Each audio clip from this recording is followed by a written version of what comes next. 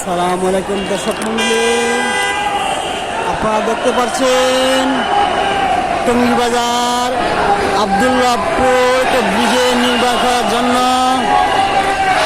পথরোধ রাস্তায় নেমেছে। দেখেন এই ব্রিজ হওয়ার জন্য মানুষ রাস্তায় নেমেছে। আমি কৃষিভাবে টঙ্গী বাজার এসেছি।